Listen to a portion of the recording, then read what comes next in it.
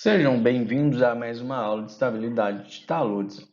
E eu imagino que vocês já estejam um tanto cansados de mim, justamente porque, né, houve um pequeno lapso aí na gravação das aulas. Mas vamos lá. Então hoje a gente vai falar de fato, né, começar a introduzir os métodos de análise de estabilidade de taludes. Bora lá? Como relembrar é viver. Vamos relembrar alguns pontos importantes, né? E também que a gente já viu durante as últimas aulas, durante o semestre. Para que a gente trabalhe com estabilidade de taludes e análise de estabilidade de taludes, o primeiro conceito que a gente tem que ter em mente justamente são as tensões e o estado de tensão que o maciço, seja terroso ou rochoso, está submetido, né? Posteriormente, depois de termos em mente o que é tensão e quais as suas relações, é importante que a gente tenha também noção de deformação. Vocês se lembram, né, que só vai acontecer uma deformação quando quando o material estiver submetido a uma tensão desviadora, que justamente corresponde à diferença entre a maior tensão principal e a tensão principal menor. Posteriormente, é importante, e isso eu imagino que vocês já tenham em mente, bastante consolidado, que é muito importante que saibamos o que é resistência ao cisalhamento. Né? Resistência ao cisalhamento vai corresponder à força cisalhante, né?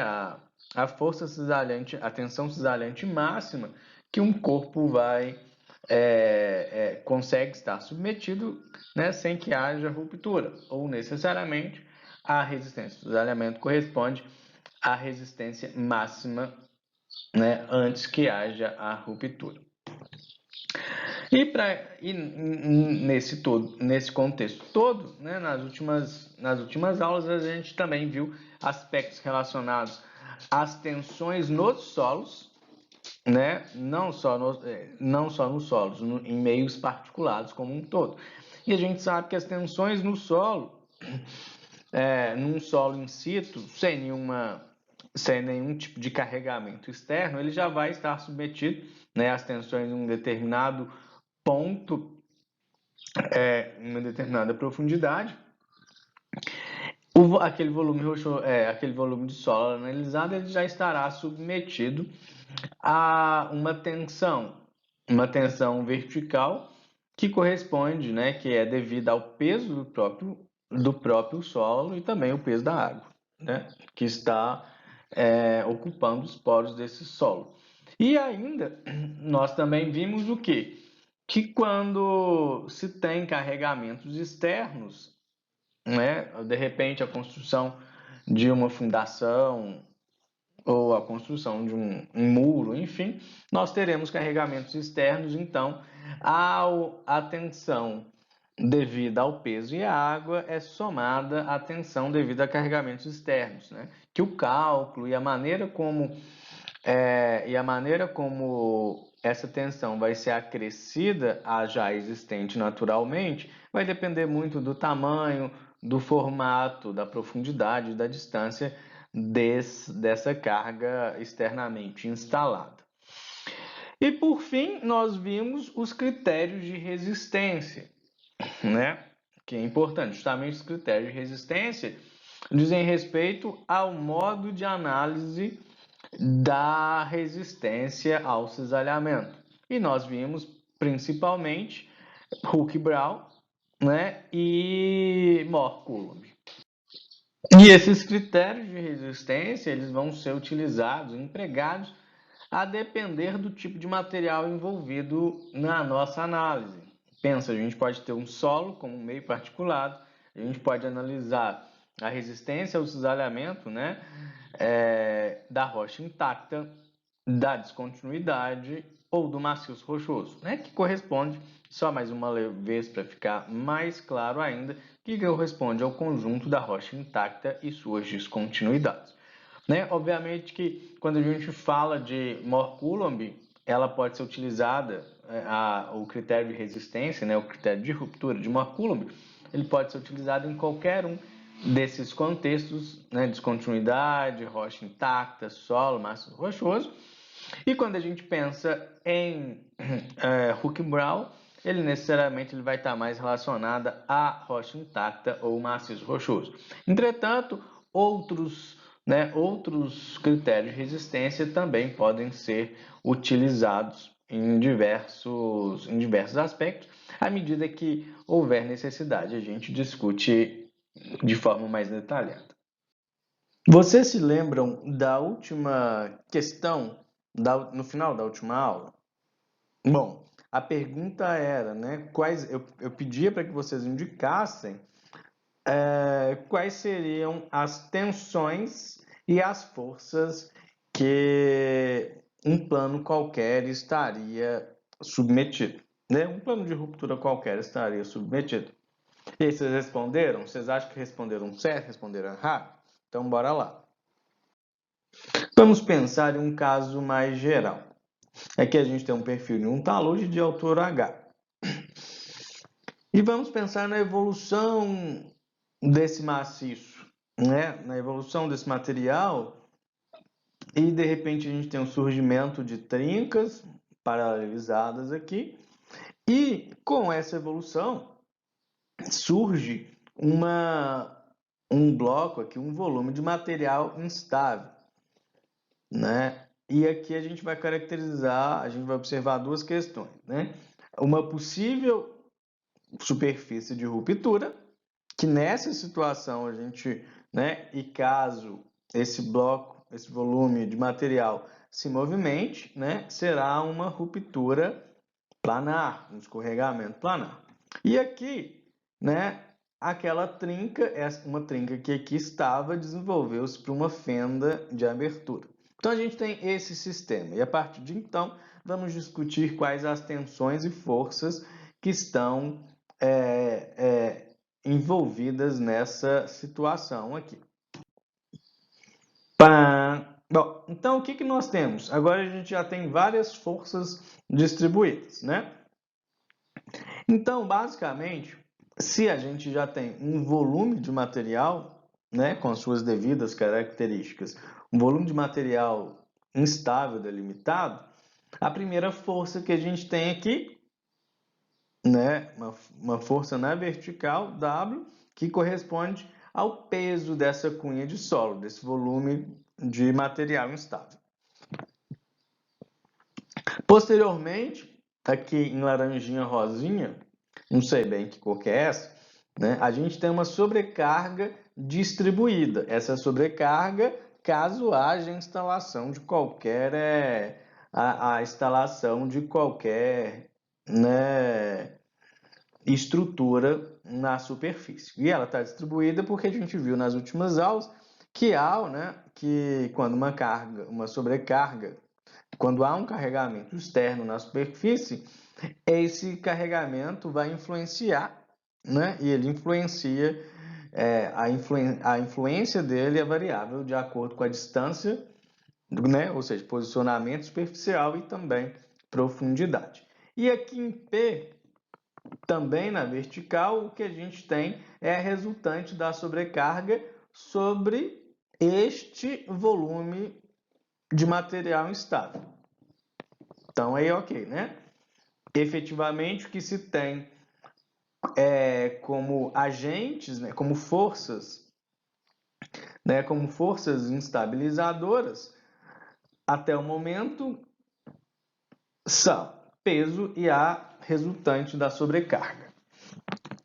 Ainda, né, temos aqui a resultante da tensão normal.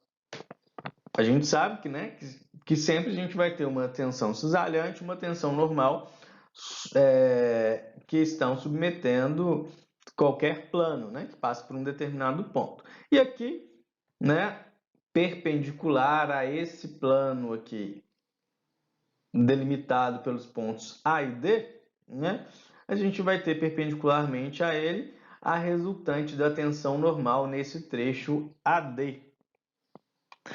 Posteriormente, né, na mesma na mesma direção, né, no mesmo sentido, a gente tem a resultante da poropressão na base, né?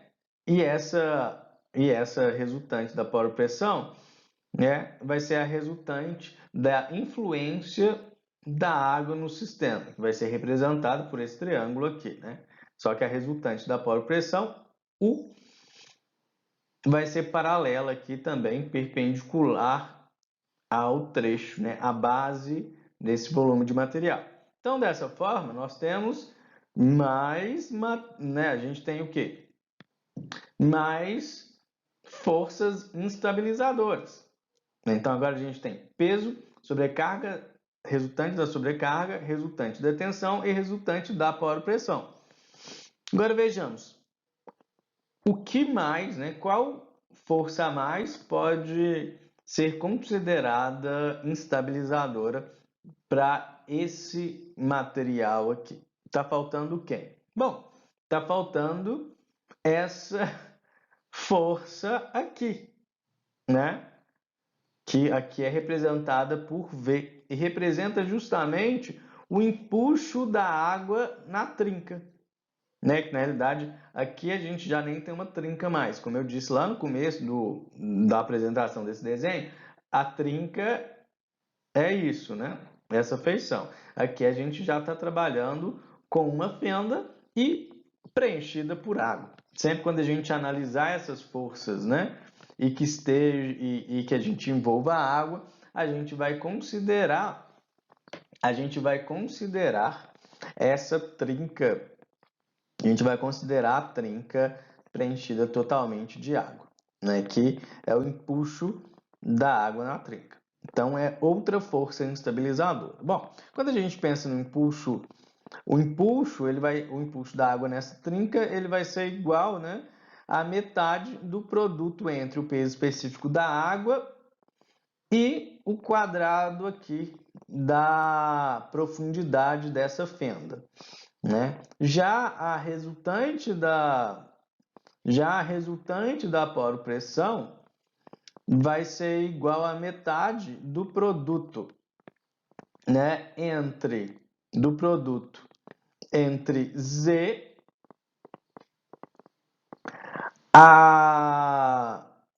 entre Z, o peso específico da água e o comprimento da base da cunha AD. E agora vem uma questão, né? Nós só falamos de forças instabilizadoras, né? Então, a única força estabilizadora que uma cunha, né, um volume de material instável pode estar submetido, é caso haja alguma intervenção. E nesse exemplo aqui, para a gente indicar as forças e tensões, eu tenho, né, a implantação dos tirantes. Então, né, como agora essas forças, né, a força tirante, enfim, esse esforço ele vai ser representado nesse nosso perfil de distribuição de tensões. Bom, né, então agora a gente apresenta dois novos elementos, né, dois T's. Só que esse T aqui supostamente é em negrito, tá? É porque eles parecem iguais, mas aqui é um T mais grossinho. É só para a gente diferenciar. O primeiro deles, né, que ele tem o mesmo, o ângulo de instalação desse esforço do tirante, né? Ele é contrário à cunha, e esse ângulo de instalação é o mesmo ângulo de inclinação da superfície de ruptura, que a ideia justamente é estabilizar. Então, esse aqui é o esforço do tirante. E quando a gente pensa agora aqui nesse outro T, que é o T em negrito, e que ele age paralelamente à superfície de ruptura e, né, no sentido contrário do movimento, caso ele ocorra, nós temos a resistência mobilizada, né? Nós temos a resistência mobilizada, que é o que, ou seja, é que a gente tem a resistência mobilizada e o esforço do tirante vai representar a única força, né? A única força estabilizante nessas diversas forças aqui representadas. E obviamente, né, que essas forças, enfim, elas podem mudar um pouco de posição e de análise à medida em que a gente apresente casos particulares, enfim, à medida que a superfície de ruptura se modifique e, obviamente, à medida em que análises específicas vão sendo aplicadas. Justamente porque vai depender um pouco de qual método de análise de estabilidade que tá sendo utilizado. Então, por vezes, algumas novas forças se apresentarão no nosso cálculo. E, por fim, chegamos ao objetivo, análise de estabilidade. Na realidade, não é análise de estabilidade. A partir de agora, a gente vai discutir um pouco métodos de análise de estabilidade de taludes. A título de curiosidade, vocês sabem quem são os dois senhores? Já adianto que não tem nada a ver com estabilidade de taludes. E relembrando mais uma vez, né, o foco da utilização de métodos de análise de estabilidade é avaliar a possibilidade de ocorrência de escorregamento de solos ou de rochas em encostas em taludes. Tá? E em taludes. E vocês se lembram qual é a diferença que a gente está utilizando aqui entre encostas e taludes, né?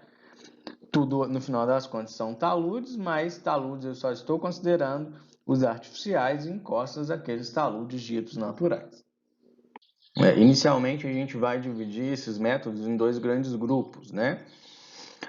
O primeiro deles são os métodos ditos probabilísticos e o segundo deles são os métodos, né, considerados determinísticos.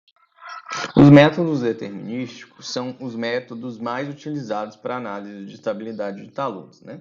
E geralmente, esses métodos eles têm por base o conhecimento, né, ou a seleção de valores das variáveis que vão governar o comportamento do material, né, que está sujeito à análise de estabilidade, né? Então, como eu já tinha dito, né,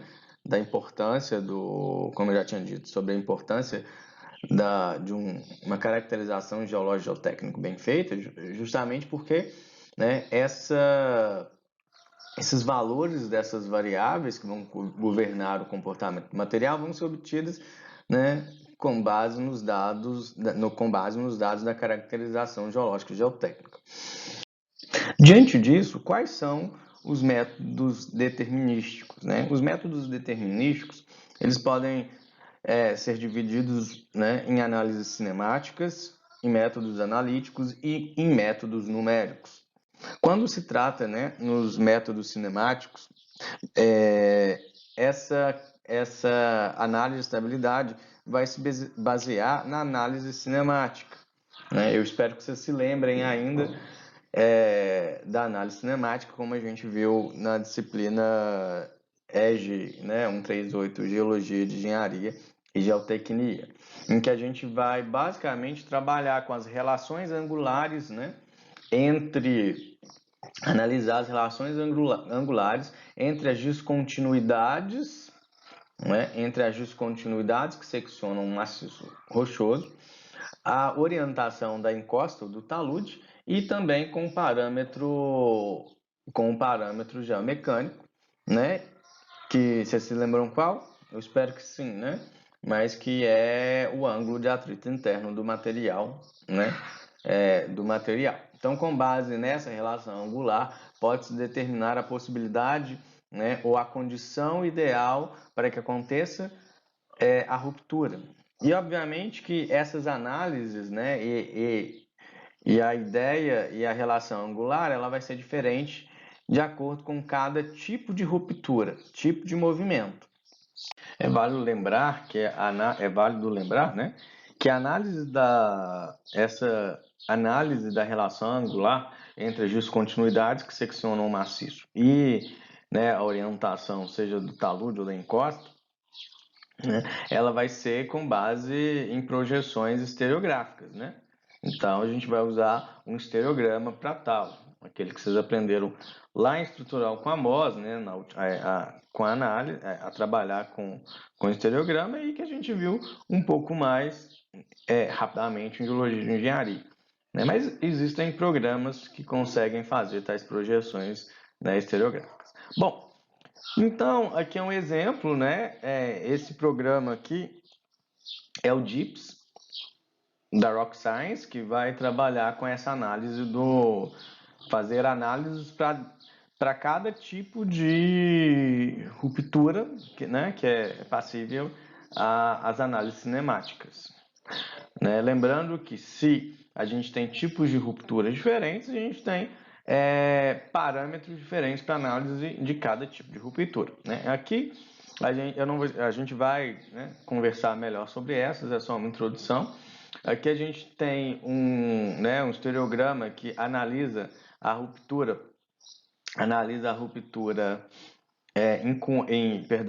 a ruptura planar. Aqui a gente tem o estereograma que analisa a ruptura em cunha. E percebam o seguinte, né, que são os mesmos dados do talude e os mesmos dados das descontinuidades. Então percebam que primeiro tinha uma zona avermelhada aqui, que era em cunha, porque a relação angular é diferente. As feições, os parâmetros analisados são diferentes. Aqui a gente tem, né, a análise da ruptura em cunha. Então, em vermelho aqui, a área em vermelho é uma área crítica na qual aconteceria o escorregamento em cunha. E os pontos, né, os pontos no estereograma representam a linha de interseção entre duas descontinuidades. Caso essa linha de interseção esteja posicionada na frente do talude né, caindo com um ângulo superior ao ângulo de atrito interno, haverá, né, possibilidade de ruptura em cunha. E aqui a gente tem a situação, né, para análise cinemática dos tombamentos, né, que, como eu disse lá atrás, na aula passada e agora rapidinho na revisão, que para que haja a possibilidade de tombamento, né, deve haver, né, alguma descontinuidade geomecânica que mergulhe contrariamente à encosta ou ao talude, né, para que permita esse tombamento. Então aqui a gente tem o vetor que representa a descontinuidade geomecânica, que está contrária, né, à face do talude, visto que a face do talude é representada por esse grande círculo em azul. Então percebam que com os mesmos dados, os parâmetros analisados aqui são parâmetros distintos, né? As relações angulares para que aconteçam um escorregamento em cunha, um escorregamento planar ou um tombamento, eles são diferentes. Agora, quando a gente fala dos métodos analíticos, esses métodos eles vão basear-se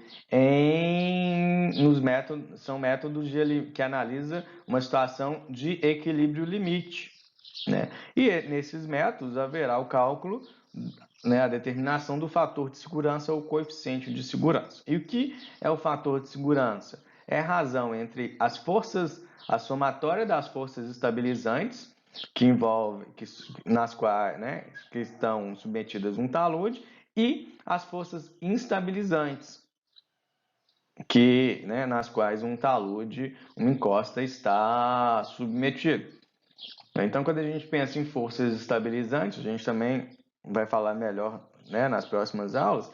Quando a gente pensa em forças estabilizantes, a gente está falando, né, relacionado ao atrito, né, a coesão. E quando a gente pensa em forças instabilizantes, a gente está falando do peso da cunha, que estará acima da superfície de ruptura, né? Do aumento da saturação, entre esses aspectos, esses parâmetros, na realidade, né?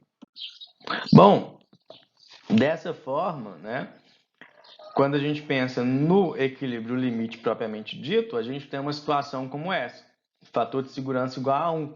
Significa dizer que, né, as forças estabilizantes são iguais às forças instabilizantes. Dessa maneira, implica dizer que a gente está numa situação em que a ruptura é iminente, né? Em que qualquer variação haverá ruptura. Então, numa fator de segurança igual a 1, a gente está numa situação de equilíbrio de forças, numa situação iminente de ruptura, né? Quando a gente tem uma situação cujo fator de segurança é superior a 1, implica dizer que a somatória das forças instabilizantes, né, é maior que a somatória das forças instabilizantes. Então, dessa maneira, significa dizer que tá bacana, tá ok, né? O talude realmente, a encosta realmente está instável e não está em situação em que haverá ruptura. E quando a gente analisa uma situação em que o fator de segurança é inferior a 1, implica dizer o quê? Que as forças instabilizantes são maiores que as forças estabilizantes. Dessa maneira, né, se as forças instabilizantes superaram as forças estabilizantes, implica dizer que haverá ruptura nessa situação.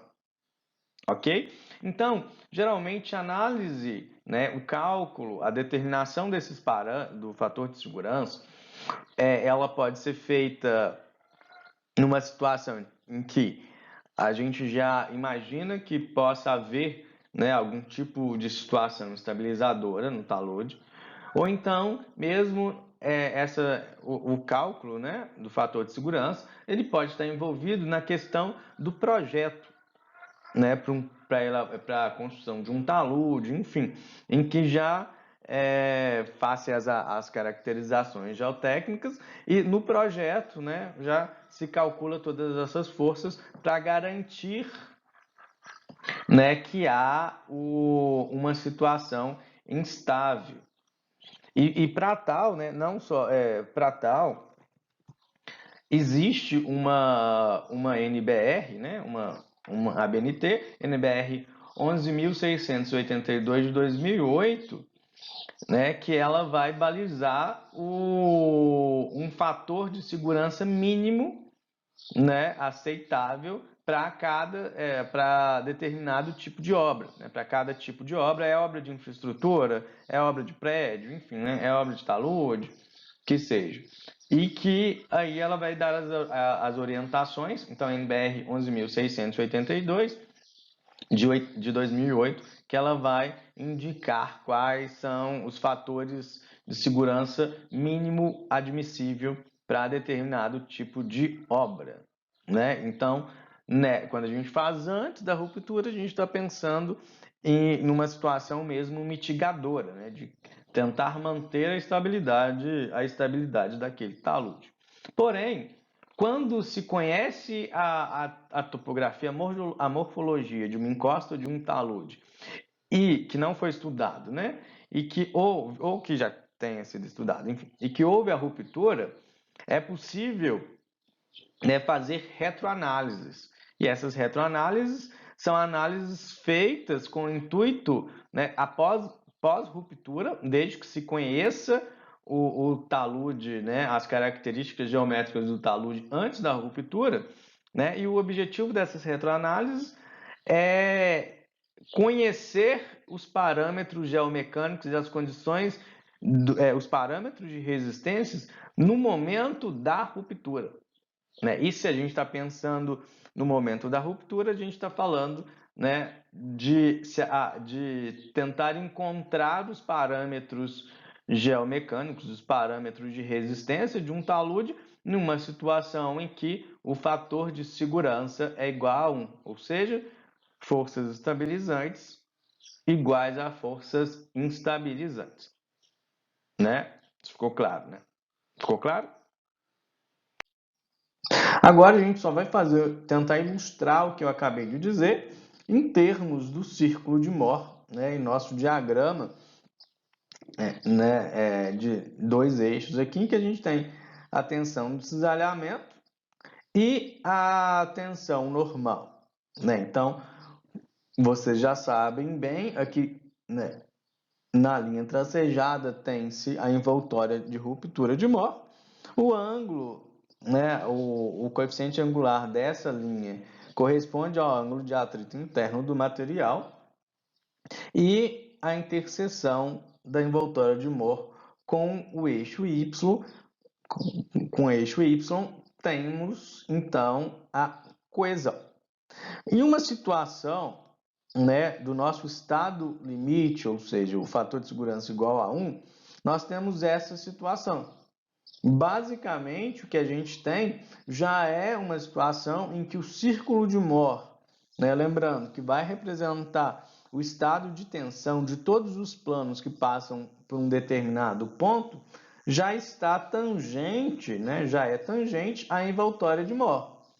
Então, ou seja, aqui implica dizer que estamos no momento de uma ruptura, né, o nosso estado limite. Quando a gente tem uma situação em que o fator de segurança é superior a 1, implica dizer que nós temos um maciço rochoso, um maciço terroso, que está estável, ou seja, olha a posição do olha a posição do círculo de Mohr, que representa o material analisado, né? Seja a rocha, seja o solo, enfim. Ou seja, ele está abaixo, né? Ele está abaixo da envoltória de Mohr e, consequentemente, não atinge, né? Não toca, não tangencia a envoltória de Mohr. Nessas circunstâncias, né? Qualquer estado de tensão, né? Em qualquer plano que vai passar pelo ponto analisado é estável, ou seja, fator de segurança superior a 1. E na situação em que o fator de segurança é inferior a 1, nós temos condição de ruptura, né? Para começar, né? A gente já sabe que se é 1, a gente já está numa situação de iminente ruptura. Se ele é inferior a 1, já implica dizer que a ruptura ele vai acontecer consequentemente. Já é certa que a ruptura acontecerá.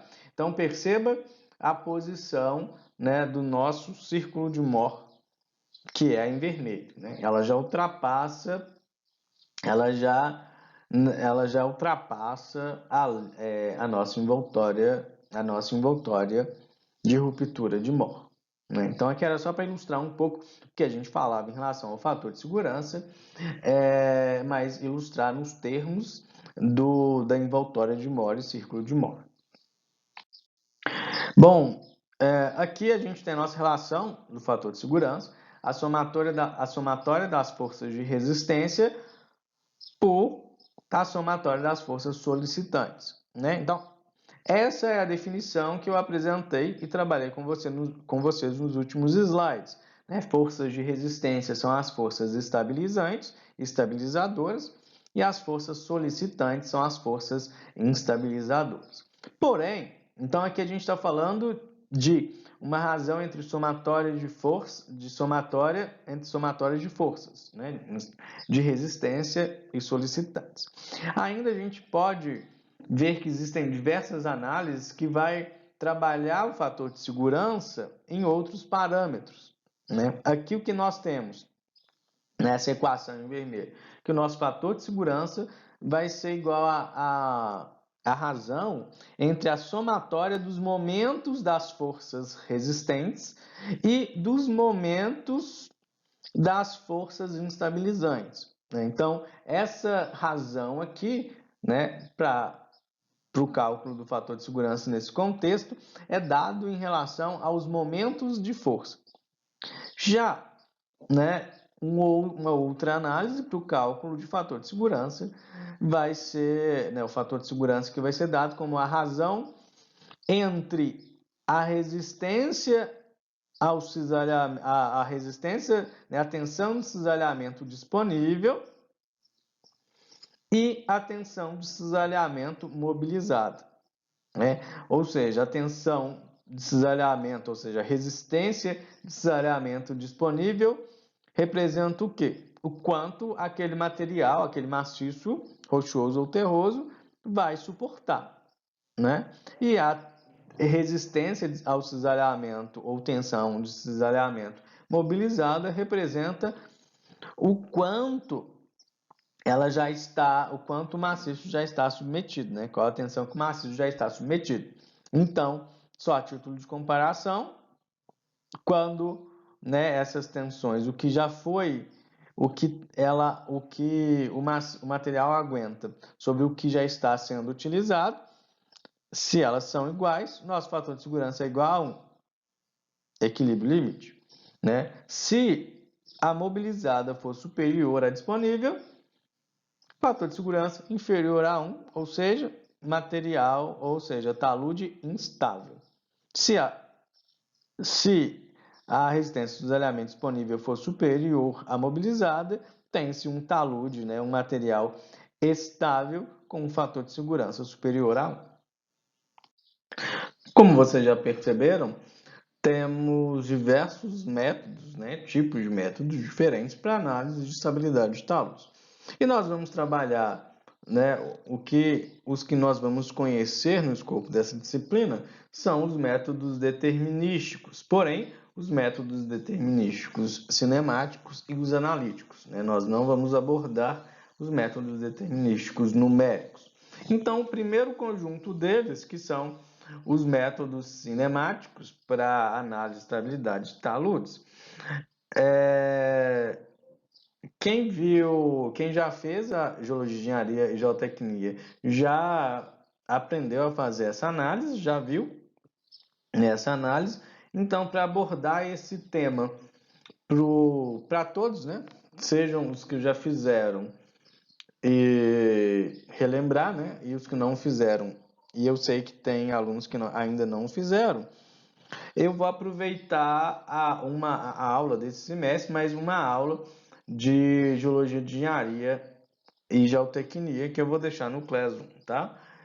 Na verdade, são duas aulas. A primeira delas diz respeito à utilização do estereograma, né? Não sei como que vocês estão aí lidando bem com estereograma ou não, mas é só mesmo como utilizar, como plotar planos, né? O que significa todos os elementos que estão nos estereogramas.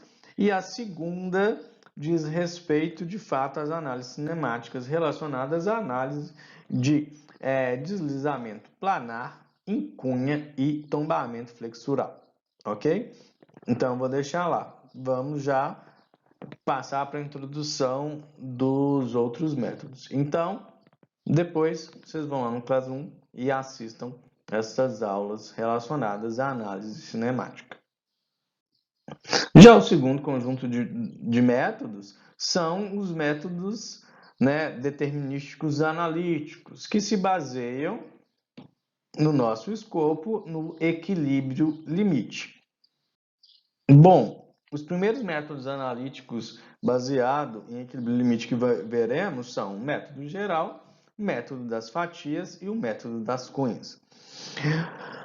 Basicamente, o que diferencia é como a gente vai analisar esse perfil do material mobilizado, né, e da superfície de ruptura, né? Então, assim, um método geral, a gente vai analisar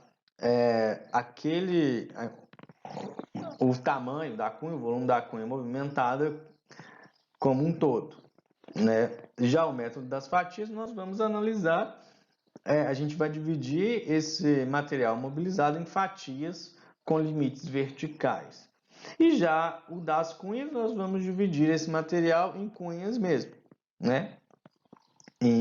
A partir de um determinado ponto de geratriz aí. A gente vai ver com mais calma nos próximos slides.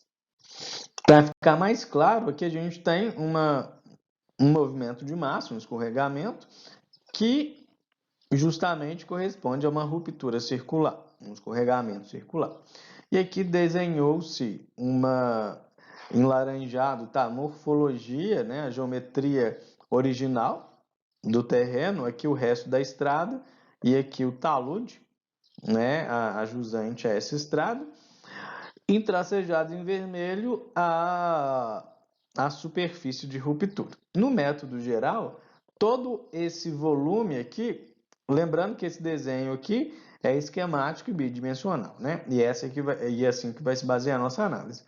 Então, aqui a gente vai considerar como um volume único, né? Como uma única área para essa análise. Então, de certa maneira, todas as forças envolvidas, né, tensões e forças envolvidas, serão muito similares àquelas que eu apresentei no início da aula.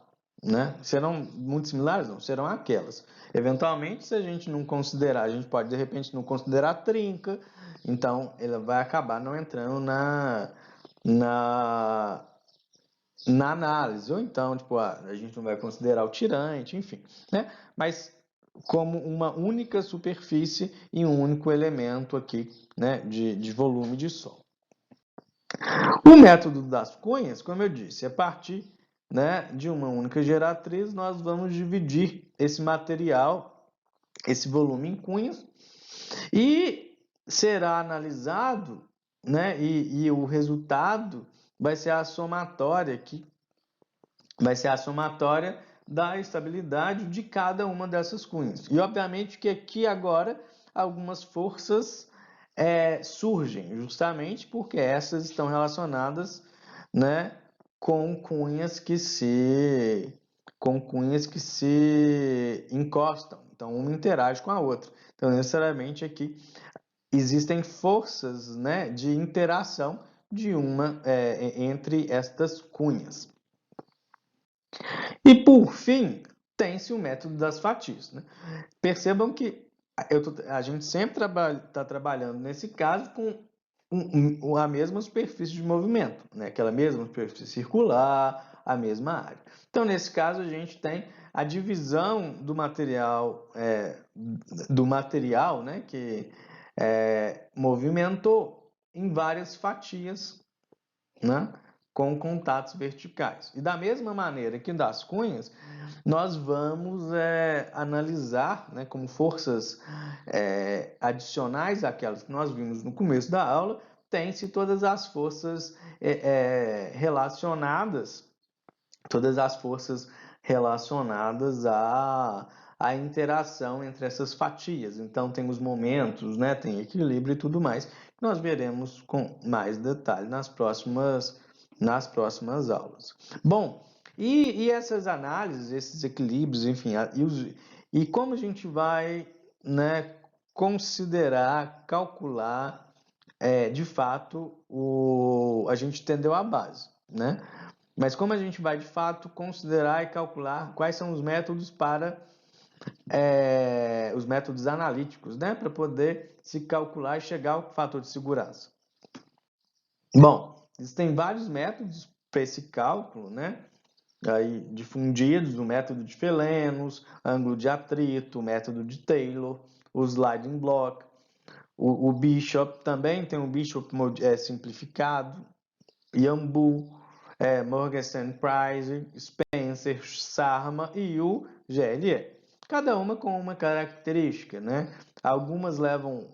Alguns vão levar em consideração, né, a área da base do bloco, da fatia. Outros levarão em consideração somente o centro de gravidade. E assim vai, a gente vai ver especificamente alguns deles, não todos. Mas os mais utilizados, né, os mais utilizados são os métodos de Bishop, sobretudo Bishop simplificado, e o método de Fellenius, né? Embora todos sejam utilizados aí. Obviamente que a utilização deles também pode variar conforme a morfologia da superfície de ruptura. Né? Alguns são mais indicados para rupturas circulares, outros são mais indicados para rupturas não circulares, né? E ainda outros levam em consideração parâmetros adicionais, como o SARMA, que considera a energia envolvida em terremotos, e também a inclinação das fatias que estão envolvidas nesta análise. Então, Isso é só uma introdução geral. Então, para essa semana, né, além dessa introdução, deem uma olhada, assistam a aula sobre análise cinemática, que vai ser um método, né, para se analisar a estabilidade, né, de taludes por meio de análise cinemática. E nas próximas aulas a gente vai ver de forma mais detalhada esses métodos de determinação de fator de segurança, ou seja, análise de estabilidade de taludes. Então, por hoje é só, pessoal.